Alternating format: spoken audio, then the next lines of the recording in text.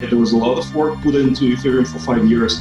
And from what I'm seeing, I see that it's really coming to fruition. And I think that this year and the next year is going to be a huge year for Ethereum.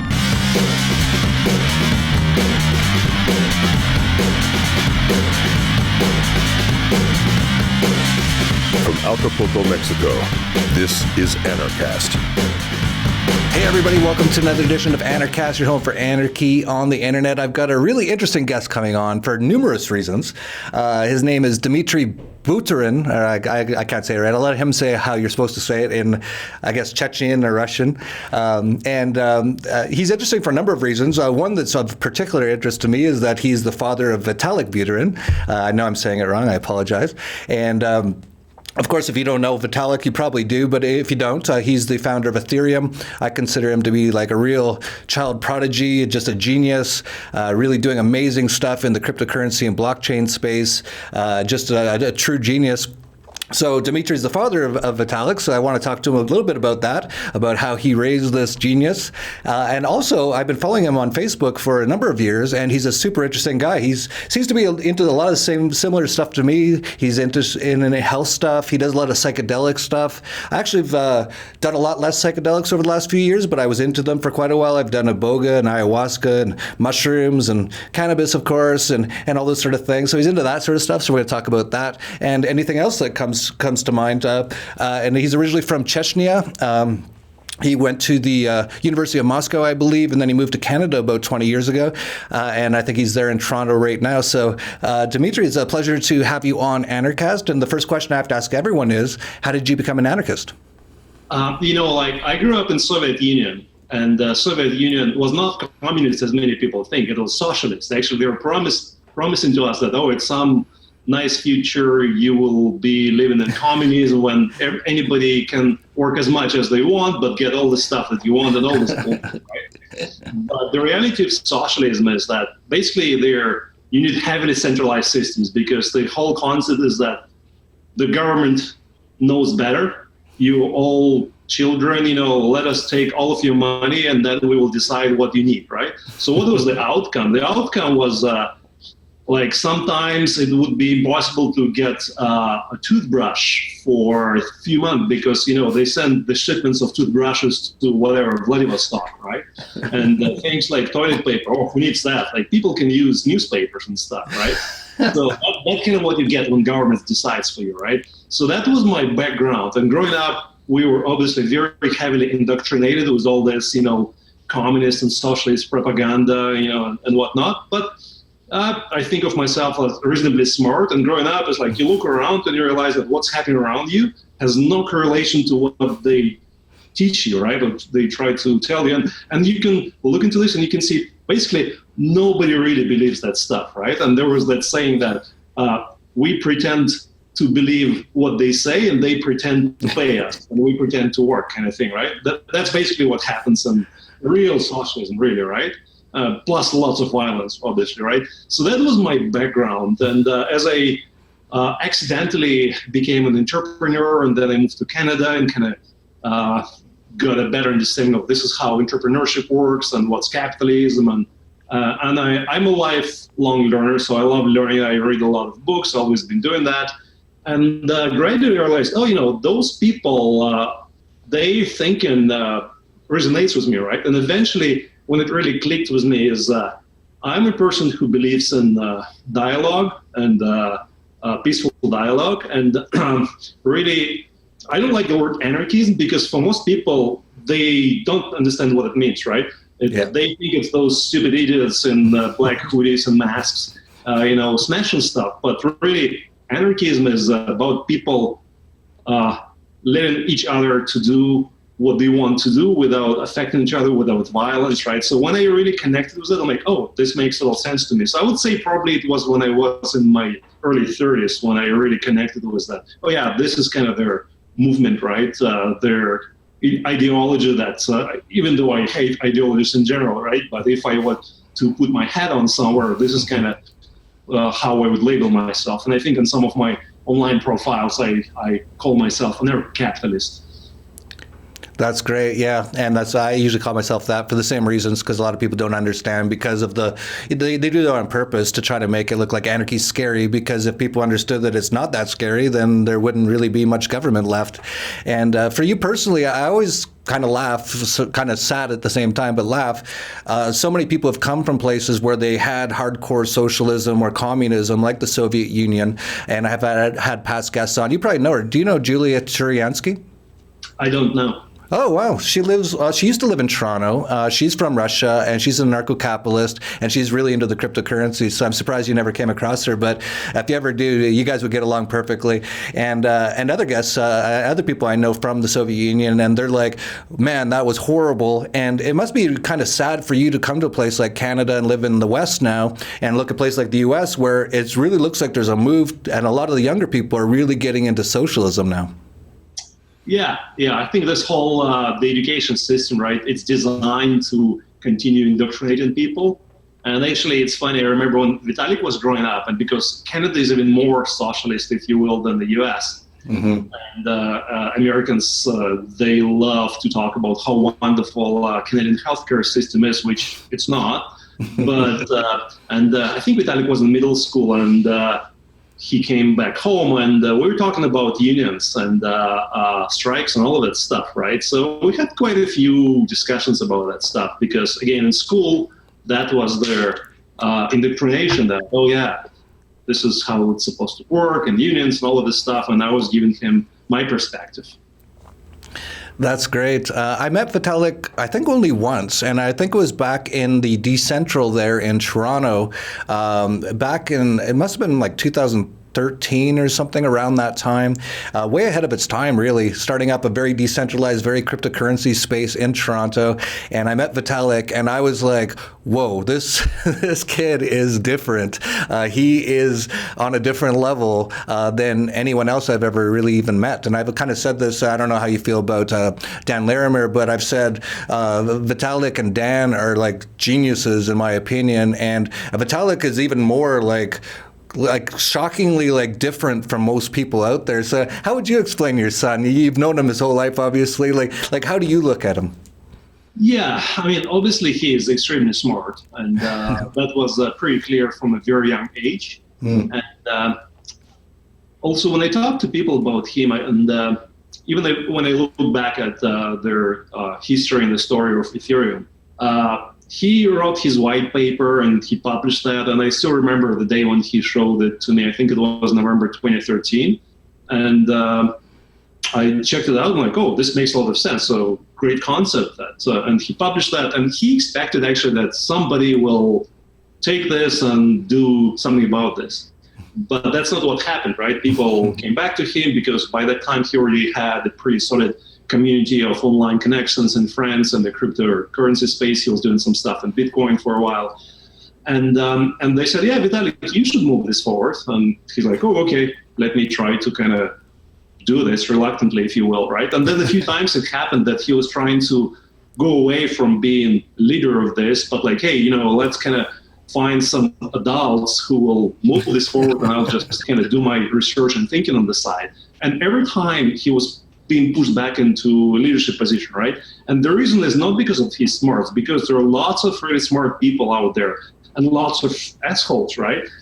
But people connect with that. He has very pure motives and he has big heart, right? Mm-hmm. And when you see this kind of person, we all really crave connecting with somebody when you can see, oh, this person is not driven so much by your typical, greed and envy and, money and all of this stuff. And I'm sure that especially you as a person who's done things like ayahuasca or whatever, right? When we all connect with that feeling, when you connect with other people, when you get that sense of how we all connected, right? Then it helps over time. It helps people kind of loosen up those, drives that we have on all of us. Let me stand out and be different and successful, blah, blah, blah.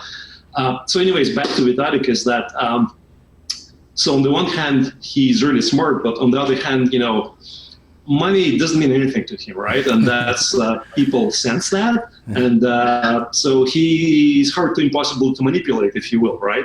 And he's been driving the project forward. Initially, it was really pure out of joy. Oh, wow, this is a cool idea, and it might work. So let's build this because it's possible, right? And I think that ideological aspect of this, the whole CryptoPunk thing was not a huge factor in his thinking. But I can also see that in the last few years, he's getting more, let's call it political, right? Because he's realizing, like on the one hand, he's getting somewhat softer because originally he was like, oh, banks are bad and big corporations are bad. But now he's like, yeah, they all consist of people and there are all kinds of people in all of these entities, right? And he's doing a lot of systems thinking. How do we design better systems that will create better institutions, right? He's doing more and more thinking around those lines of thought. Yeah, that's great. If Vitalik's watching, I know from experience as an entrepreneur that it's really easy. Well, not really easy, but it's quite easy to come up with an idea or a white paper or a business plan. Not to say it's easy. It's it's very difficult to come up with what he came up with.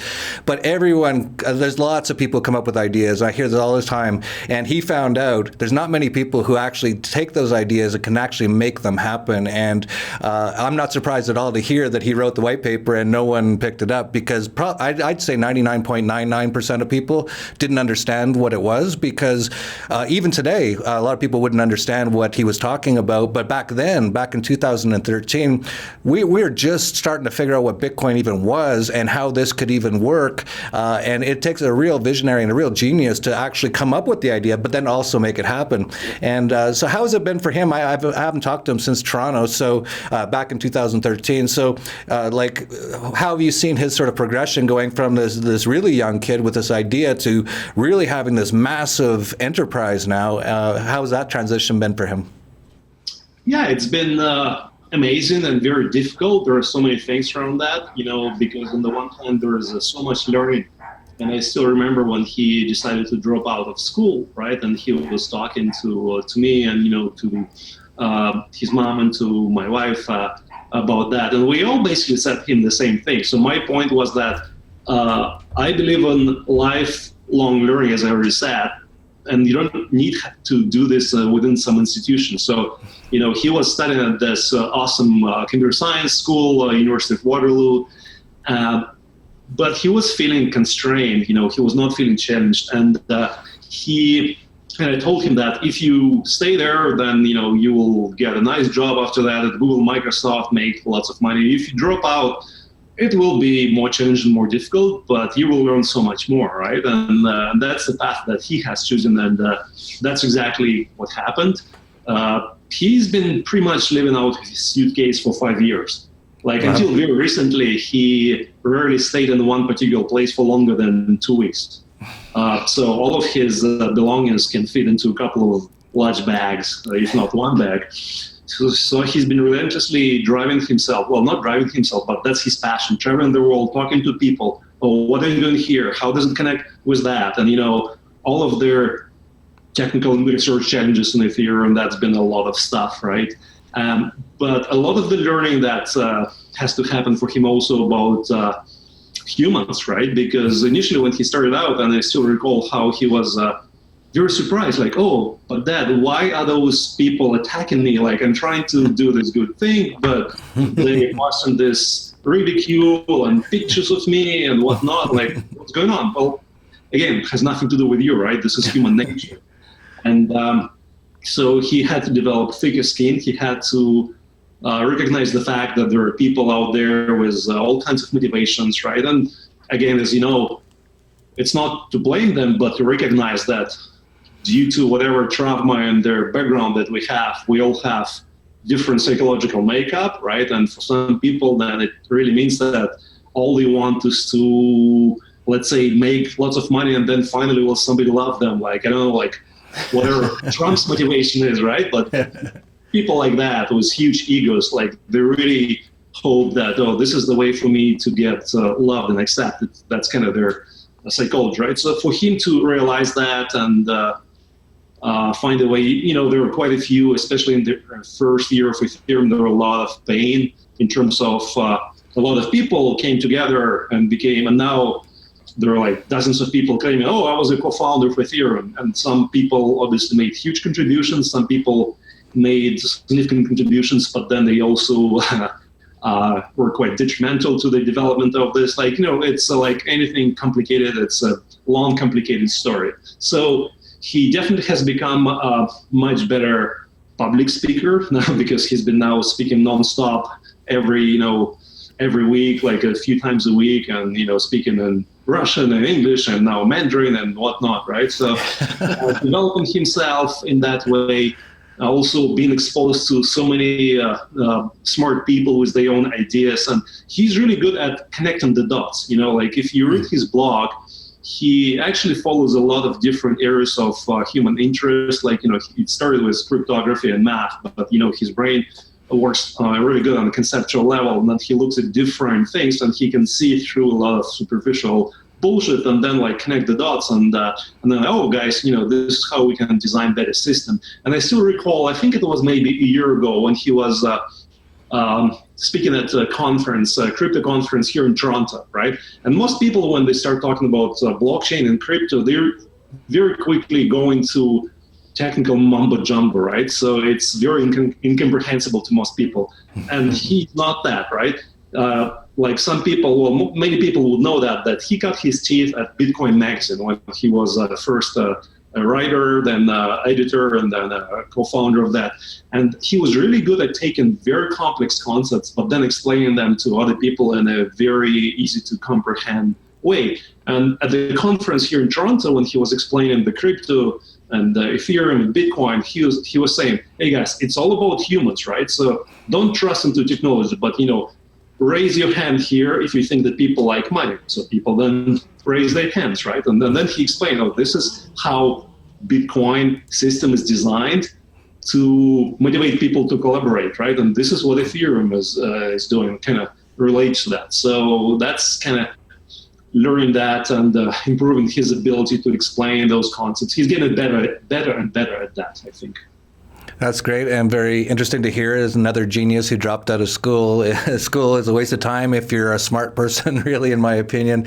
And this is just more proof of it. What's your sort of take? I see you posting a lot. You actually post a lot on your Facebook and stuff like that about your personal life, about fitness-related things, about psychedelic-related things. A lot of sort of love and peace sort of stuff. A lot of stuff I kind of talk about as well. But I don't see you posting a ton about cryptocurrency. Are you that interested in the space? Do you follow it a lot, or is it just something that you're not that interested in? I definitely follow this space, and I'm involved in a couple of businesses in this space. One of them, it's called bloggeeks.com. It's basically an educational resource where we educate, and it's quite successful in the space. We have about 1 million monthly visitors to bloggeeks.com, and this is kind of, we get a lot of free educational stuff, and then there are some premium video courses and other things that we steer people toward.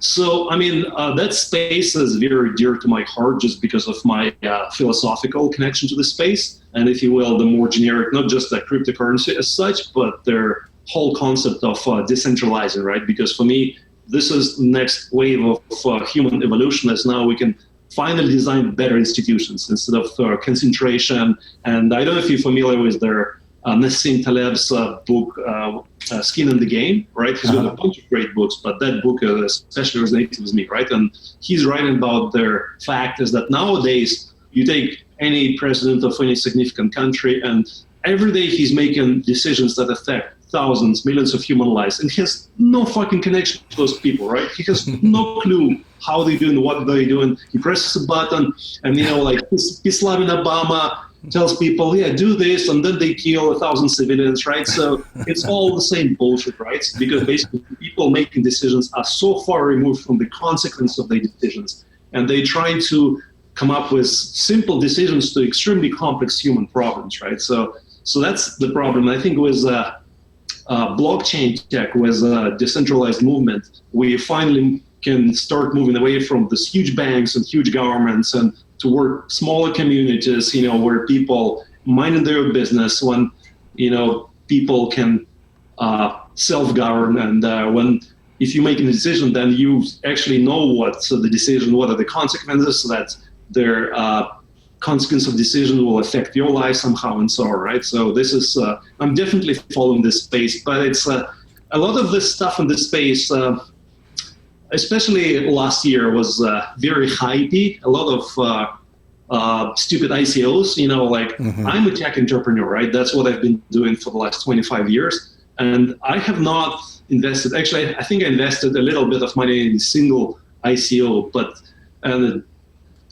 just kind of play with that. But there are so many projects coming to me, and I look at them and I talk to them, and they make no fucking sense, right? Because a total disalignment of incentives. It's like, oh, we have this idea, and as you're talking about this, yeah, ideas are fine, it's a good start.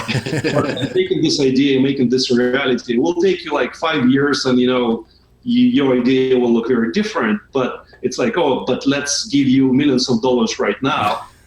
Very disconnected, right? And that's why Vitalik came up with that concept, if you follow this space, called DAICO, basically a Decentralized Autonomous Ico. And there is finally now some stuff happening in that sphere when people are developing new kind of ICOs, when you put in your money, but then you, as one of the funders of the project, then you have control how the money is released to people actually executing the project.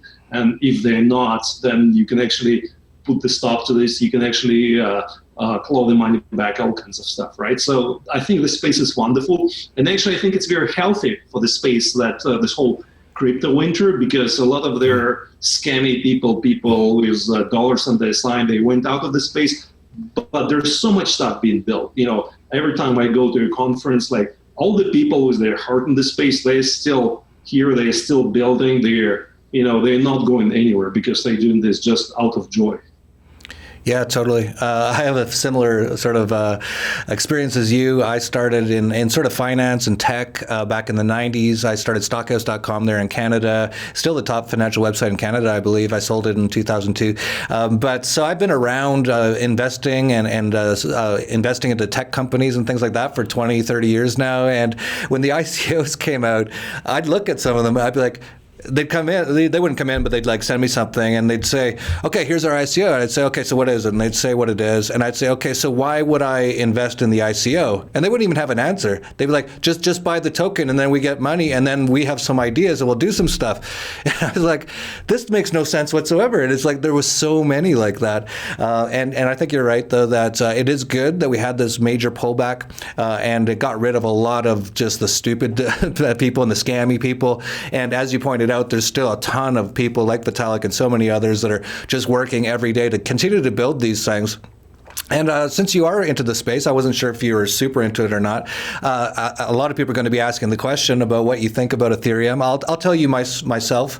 I met Vitalik, and I think I told Dollar Vigilante subscribers to buy Ethereum around $2. I think it was around 2016. And basically my thesis was, this guy's a genius. I don't understand what he's doing exactly. Even back then, smart contracts and all that, I was like, I don't know how it's all going to work. It's hard to get your head around a lot of this stuff if you're not a super genius. And but I was like, I think you should buy some at $2. And then I remember Ethereum had a problem, and it was like 2016, where they had to pull it back or something. I'm sure you remember. I'm sure it was pretty dramatic for Vitalik. DAO, yeah. Yeah, the DAO, that one, yeah. And I actually kind of went, oh, maybe there's some problems with it. Maybe I won't, maybe I'll stay away from it for a little bit until they figure out the problems. And then it just went to like $1,000 or whatever. And I was like, oh, okay, I guess they figured out those problems. And now it's back down a bit, quite a bit. And so what's your take on Ethereum for people out there? They're going to be asking, do you really like it? Do you like where it's at? Should I be getting involved in Ethereum? That sort of thing. Yeah, I mean, obviously I'm very biased, right? Ethereum is a very, very complex idea. Or rather, it's a simple idea which requires a lot of crazy, complicated technology to figure it out, right? And it took them much longer than they hoped that it would take to figure it out, which is very much expected, for any complex technology. And, him and most people involved in the project kind of being young guys, they don't have that much background and complicated software projects, if you will, right? So their expectations were a little bit ahead of the reality, right? So for me, it was like pretty much par for the course, because, when you build in a complex software project and you make some initial estimates, you have no clue, how long it will actually take. So I think that for me, a pivotal point was last fall when at DEF CON, that's the biggest annual Ethereum conference in Prague. And Vitalik gave this wonderful talk, which was about their Ethereum research and development roadmap. And he very frankly, very openly told about the research they were doing, all the, dead ends and, blind alleys and all the failures, and then also kind of what they came up with, right? So it was, so I think by end of the year, Ethereum has finally figured out all their scientific aspects, all the research behind what they need to do. And since then, they've been very patiently building on that, right? And when I was seeing Vitalik recently, just actually last week, he looked very different. He looked very relaxed, and he was telling me that he's very happy now that, there's still a lot of the stuff to be done, and there is much more. There are new, wonderful ideas coming up all the time. But now it's really implementation time versus like research as the riskiest aspect of every new technology. And now it's implementation, and I'm looking at the progress. It's moving forward really well. He was also very happy about the fact that there are lots of other people involved in this. He doesn't feel like now it's kind of him having to push. There are lots of really smart people moving this forward. And one other thing I want to say is like sometimes people come up with like, oh, I have this new wonderful idea, and this will kill Ethereum or whatnot. And obviously, this is how technology works. So people always build on each other ideas. So. But when I look at any new project, again, you as a guy in IT, you know about the issues of security, right? And I look at every project, maybe your project will succeed, but until it's been proven in battle, until it's been battle tested, and people have been banging the hell out of this, like people have been trying to hack Bitcoin for over 10 years now, right? And Ethereum, I still remember in early years how much DDoS attacks and attempts at hacking, this whole DAO thing. There's a lot of stuff. So every new technology basically is potentially a failure until it's proven otherwise. And I think that Ethereum over the last 5 years proven its viability, proven that there is a team of smart, passionate people who will keep pushing this forward. Because again, I've seen it in my life, lots of people who are smart, but they are more like flash in the pan. It's like, oh, I have this idea, they run very fast, and then they hit a hurdle, and then they just kind of melt down and disappear, right? And you can see this is not the case with Ethereum, right? There was a lot of work put into Ethereum for 5 years. And from what I'm seeing, I see that it's really coming to fruition. And I think that this year and the next year is going to be a huge year for Ethereum. There are lots of other wonderful technologies that are being developed, and people are constantly building on top of each other ideas, like, the whole Zcash and zk snarks, the privacy solutions for this, which I think is a really wonderful and very much needed extension in addition to cryptocurrencies, because governments are getting more and more angrier and violent about how they trying to get into this space and what they're trying to do. So lots of really great stuff. Very interesting. Thank you for that insight. Let's talk a little bit about psychedelics. I saw that you talk quite a bit about it. I've never talked to you too much on Facebook or anything. I just seen a few of your posts. So what's your experience with psychedelics? Like, how did you get into those? Again, I'm a bookworm, and maybe 6 years ago, I was reading a book by a really smart guy. You probably know the name, Sam Harris. Big thinker. He's got a bunch of books, and I was reading his book called Waking Up. And the subtitle of the book is Spirituality Without Religion. And growing up in Soviet Union, one aspect of my brainwashing that I did not mind is that I grew up atheist, right? And but if you will, I had very aggressive stance toward anything religious, right? And for me, spirituality and religion, they meant the same labels, and it was really bad and whatever. And so the book really changed my perspective. Like, first I started to understand the difference between organized religion and spirituality as a concept first. And then also he had a chapter in his book where he talked about all of these substances, and he's basically saying, no, these things can be a shortcut to 20 years of meditation. I'm like, really? Because I grew up, again, totally disconnected from this space. In the Soviet Union, it was extremely rare because of this whole control of the population. So I had no clue. Like, really, drugs? What are you guys talking about? So after the book, I did a lot of research. I spent the next year doing more research and books and articles and all of this stuff. And finally, I came to the conclusion that, there are some drugs that I would never touch, like, I don't know, opiates and other stuff. But psychedelics as a class of chemical substances, wow, they are very benign, and used in the right way, in the right circumstances, they can actually help people, right? They can help people with alcoholism and addictions and all kinds of things like PTSD, right? So then eventually, because they're illegal in many Western countries, it's really hard to get the experience with that. But then eventually I found a way to get my first experiences, and I experienced some of these things, and I found them to be really powerful psychological tools. Again, end of the day, you have to do the work, but in the right setting, with the right help, with the right intent, they've been really great tools for me to understand myself, to develop new ways of looking at the world. And so now I'm really excited about their changes that are happening all around the world. That in Denver, they recently decriminalized mushrooms. In Auckland, they just did the same for all the natural substances, and even cannabis, right, which has been demonized for a long, long time. And the first time I tried cannabis was only like 5 years ago.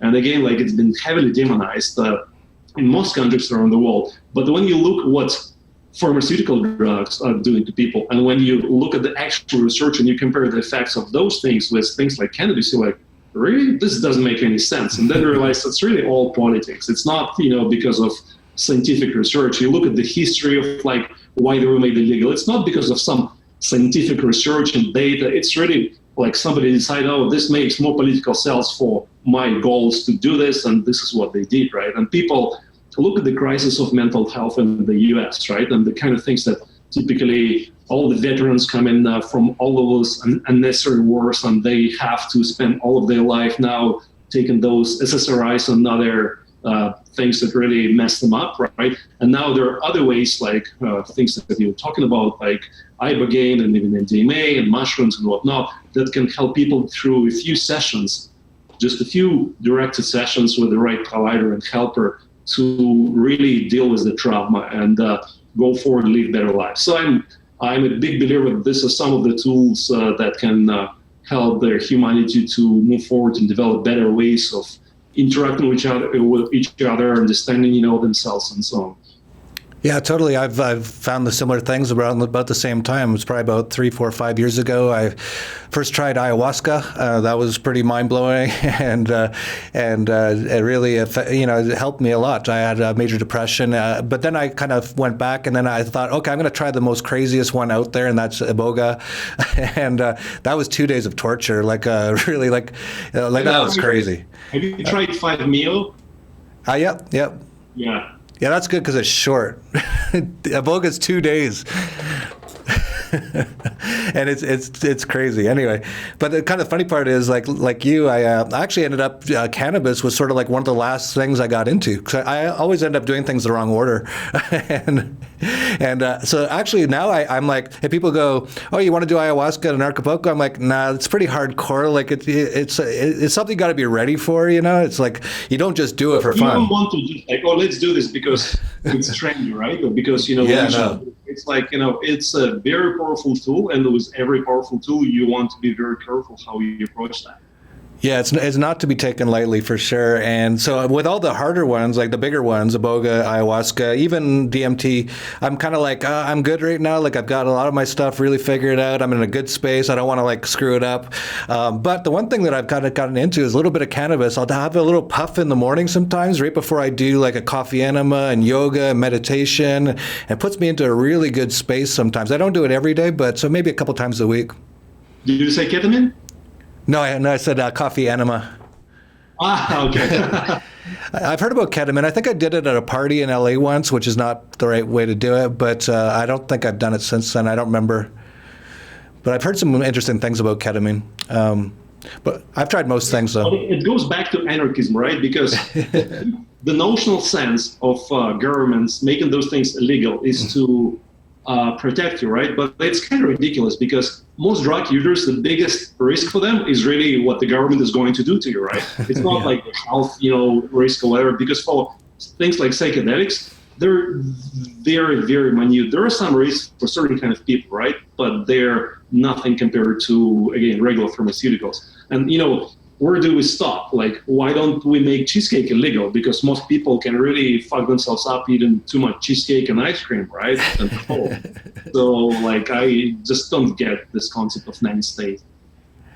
Well, I think a big part of it is if enough people did psychedelics, they'd wake up and realize the government's BS, right? So that's a big part of it. And, I have to say probably the two worst drugs, I've tried almost every drug. I did this on purpose, by the way. When I was younger, I said, I'm going to try everything once because I don't want to be a person who has an opinion on something they've never done. And I also kind of just knew that what I was hearing on the news or from the government or in the schools wasn't right. So I'm like, I just have to try everything myself. I can't trust any of this information. So I've done almost everything. And I'd have to say the two most detrimental drugs that have had the worst effects on me in my life have been alcohol and cigarettes, which are both totally legal, right?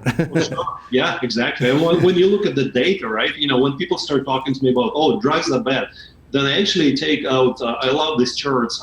You might have heard of this story. There was this guy who worked for National Institute of Health in the UK, right? That's their socialist medicine. And he's been tasked with, hey, you should do some research about their about drugs in general.